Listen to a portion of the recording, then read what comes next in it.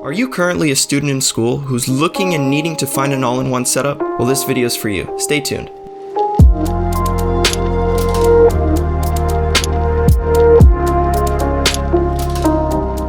Welcome back to Affordable Tech. My name's David, and this is where you can find videos on the absolute best budget-friendly tech on YouTube. Don't forget to hit subscribe if you enjoyed tech and like saving money. Thanks guys, I really do appreciate it. Okay, so getting into what you're here for, let's talk for a minute. The 6th gen iPad was introduced by Apple primarily for students. They gave it strong enough specs to support most students' needs, but the big thing here is that they also added Apple Pencil support. They also just announced iPadOS earlier this year, and these two features in combination may have potentially made this iPad a full-fledged college device. Now, this video is not an attempt to make you just sell your laptop and pick up one of these, but what I am suggesting is that if you want some convenience in your college workflow and are on a fairly tight budget, this might be something worth considering. Also, even if you aren't on a tight budget, this iPad still might be a good addition to your current workflow. Alright, so let's break down some of the points I just made. Firstly, let's talk about Apple Pencil support. Before this iPad, you would need to dish out over $600 just to get a device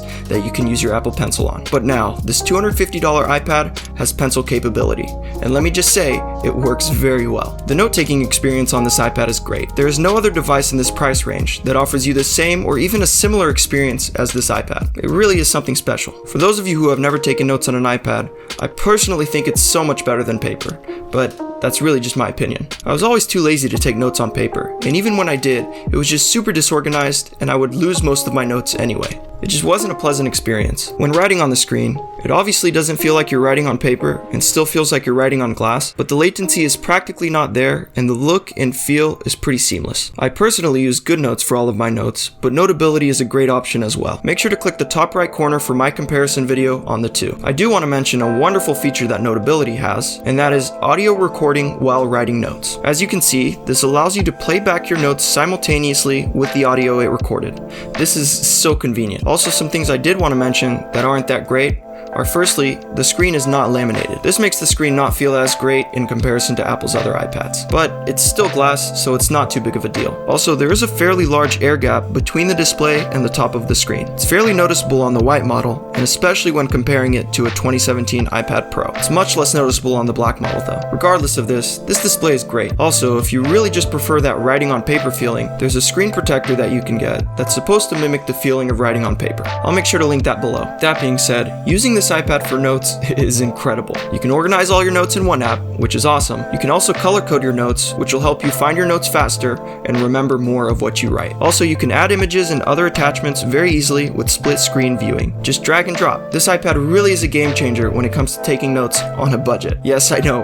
Paper and pencil, realistically, is the cheapest option of taking notes, but tech-wise, you can't beat it. I really do think that it'll improve your note-taking experience and make it overall more enjoyable. Getting into iPadOS, let's look at the main features that should benefit you as a student. Firstly, the home screen now has a dedicated widget tab right on the front page. This allows for some quick one-touch features, like checking things off your to-do list or pulling up a note really quickly. Next, multitasking has greatly improved. A really cool feature is that now most native apps can have two instances of the same app. I personally think that's really helpful. A lot of times, I need to be looking at two tabs in Safari at once. When comparing products and articles, this is really practical and useful. Also in multitasking, there's some new improvements to the slide over apps. You can seamlessly swipe through apps and quickly view the content on each one. Everything seems to stay in memory pretty well, so this is yet another really convenient feature. It may take a little while for you to remember to start using these features, but I feel like with consistently reminding yourself, you'll eventually start doing it without thinking, and that should really help your workflow. Another big update is that you can now have full desktop browsing, which is incredible. I always hated having to use the YouTube Studio app and wished I could have full access to the YouTube Studio. I hated having to always get my laptop just to use features and view full analytics that I wanted to on a regular basis. I'm so thankful that this support finally came. Also, I do know that most students use Google Drive, and a lot of the time, there was a lot of issues using it on the iPad. You'd have to get an app, and it just wasn't really convenient. But now, as you can see here, this iPad has the full access Google Drive through Safari, with all the features and tools available. They also made some great improvements improvements to the Files app, and it now more functions like Finder in macOS. Searching through, copying, pasting, and dragging files is so much more convenient now, and this is a necessity for a college student. Another huge improvement is the download manager. For students, this is massive. You can simply just download anything from your browser and open it on the iPad. I know that most students need to download lectures, PowerPoints, and many other things, and this was not possible before this update. Some smaller features worth mentioning are copying and pasting can now be done using gestures. Also, in regards to copy and paste, if you own any other Apple device, if you copy text on one device, it'll automatically be available to paste on the other device. The seamlessness is just so sweet. Another small feature is that you can screenshot super easily with the Apple Pencil. You just swipe from the bottom left corner and you can immediately begin marking up your screenshot. This is really cool. There are many other features that I won't be getting into that iPadOS offers, but overall, this new software will really improve your workflow as a student. Now, I know I didn't mention much about the keyboard, but that's because it's fairly self-explanatory. It's, well,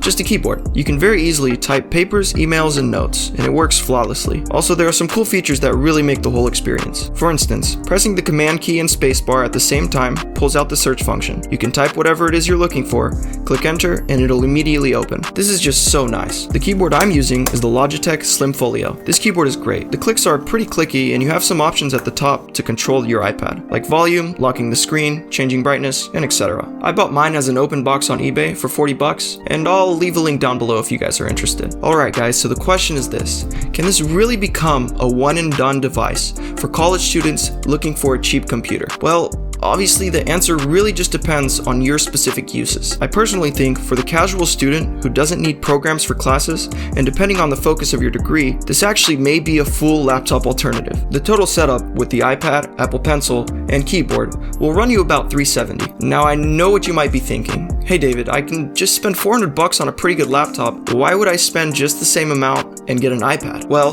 the number one reason would be convenience. It's just so convenient to have one single device to where you can handwrite all your notes, type your papers, research, and so much more in just such a minimal footprint. This really is an amazing setup, and I think it's something that most of you will benefit from. So tell me, do you currently have one of these iPads and are using it for school? And if not, are you planning on getting one? I would really love to know, guys, and I'll make sure to respond to all of your guys' comments, feedback, and questions. Thanks for watching, everyone. If you enjoyed the video and like saving money, make sure to hit that subscribe button down below. I really put many hours of effort into these videos and would like them to be seen by as many people as possible. Please do your part by liking and subbing, and I'll make sure to keep pumping out great content for all of you to enjoy in the future. Thanks again, guys, and as always, have a blessed day.